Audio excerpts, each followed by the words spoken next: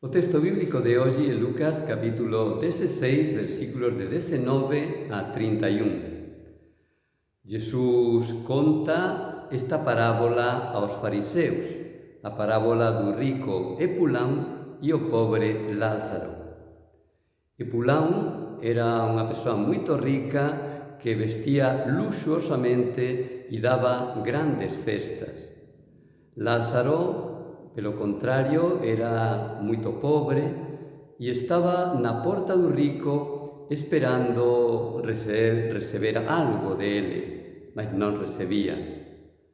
No final da vida, Lázaro, o pobre, vai para o seio de Abraham para disfrutar da felicidade eterna e o rico Epulán vai para un lugar de tormento. Desde ese lugar de tormento, o rico fala con Abraham para que alivie seu sofrimento. E Abraham diz que non é posible. Entón, o rico diz que pelo menos envíe a Lázaro para avisar a seus irmãos das consecuencias de unha vida malvivida. Abraham diz que ya ten Moisés e os profetas, só escutalos. Porén, o rico diz que si for un morto a avisar, eles van escutar. Porén, Abraham diz que si non escutan a Moisés e os profetas, tamén non escutarán a un morto que resucita. Un texto con grandes ensinamentos. Non fala o texto do ceo e do inferno, como ás veces podemos entender. O conteúdo, a mensaxe deste texto é principalmente a opción de vida. Vamos nos preguntar, qual é miña opción de vida? Ten dúas maneiras de viver. Unha para mí mesmo, de unha maneira egoísta, e outra para os demais, de unha maneira altruísta. O rico Epulán decidiu viver para sí mesmo, só pensando en se divertir, en viver ben, usufruir dos bens materiais. Ele non tiña nenhuma preocupación pelo outro, concretamente pelo pobre. Este modo de viver leva a unha grande insatisfacción e a infelicidade.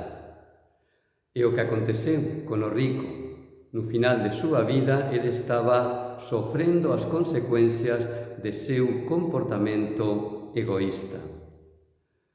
Tal vez o rico non era má persoa, mas tiña un grande erro. Vivía moito centrado en sí mesmo e vivía na inconsciencia.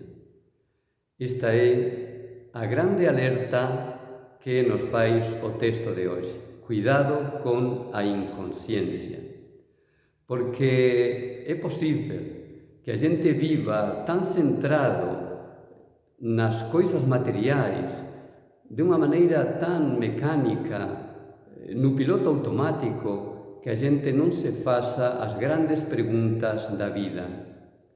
Que eu faço neste mundo? Para que eu nací? Qual é miña misión? Como eu posso viver unha vida con sentido?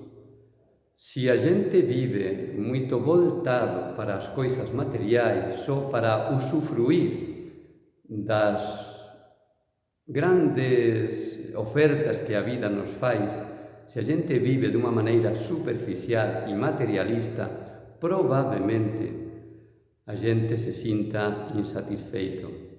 E as consecuencias son graves, porque a vida pasa de unha maneira fútil, banal, sen sentido.